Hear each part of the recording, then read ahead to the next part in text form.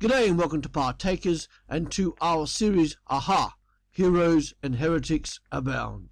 Together we are looking at the story of the Church, from its very origins through to the Age of Reasoning in the 18th century. Last time we looked at the rise of monasticism and the decline of the Roman Empire. Today we will look at some of the early leaders of the monastic movement. First of all, let's look at Anthony, 251 to 356 AD. Anthony was born into a Christian family, and at the age of 18 he adopted the solitary ascetic life in the deserts of Egypt for over 20 years. Many others followed his example.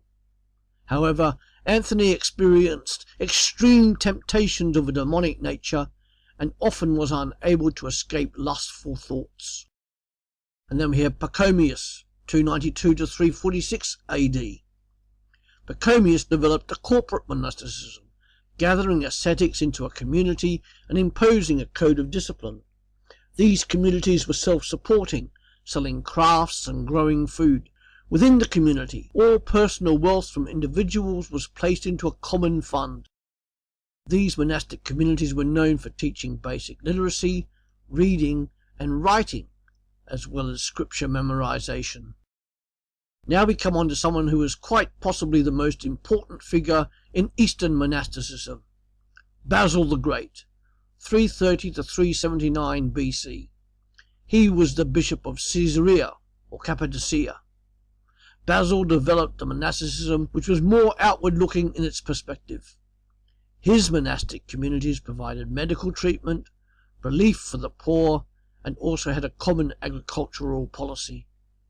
So important is Basil, even today, that this is still the order within today's Greek Orthodox Church. And now a man who we looked at recently, Athanasius. While Athanasius was in exile in Egypt, he met with Anthony, and he was suitably impressed by the monastic lifestyle which Anthony strongly promoted. Now on to Martin of Tours, 316 to 397 AD. Martin was the main figure in early Western monasticism. He was the Bishop of Tours in France in 372 AD, even though he much preferred to be devoted to the solitary monastic life. Martin established a monastery at Tours, and this acted as a centre for missionary endeavour and evangelization of people. Then in 480 to 547 we have Benedict of Nursia. He lived in Italy, and Benedict provided a definitive rule for Western monasticism, a monasticism based on prayer, work, and a high moral character. His monasteries contributed greatly to maintain spiritual welfare during the Dark Ages, or the Middle Ages, in spite of their own drawbacks. The Benedictine communities were extremely popular, and hundreds of monasteries were established. And now on to perhaps one of the most influential men, if not the most influential man in the history of the Roman Catholic Church, Gregory the Great, 540 to 604 AD. Gregory was born into a wealthy Roman family, but he sold all his possessions, built 7 monasteries, and he himself adopted the monastic lifestyle. Gregory loved the scriptures, and he was deeply devotional.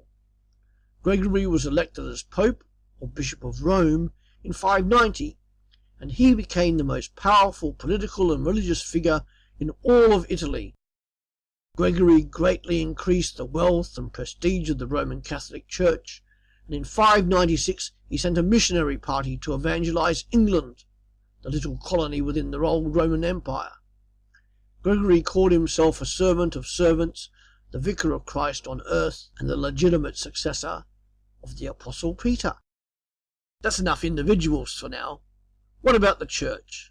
Well, the church was spreading rapidly, and the organization within the church followed the Roman Empire's governmental system.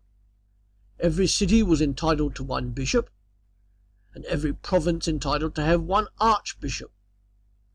Within the bishop's diocese, the hierarchy of officers was virtually the same as that of a Roman civil administration. The church became very wealthy, particularly because it had strong government support. The Bishop of Rome, the Pope, became extremely wealthy by the end of the 5th century. The bishops of Rome, Alexandria, Constantinople, Antioch, and Carthage became the most important bishops. That's it for this time. Next time in our series, we look at the church arriving in Britain. Wow!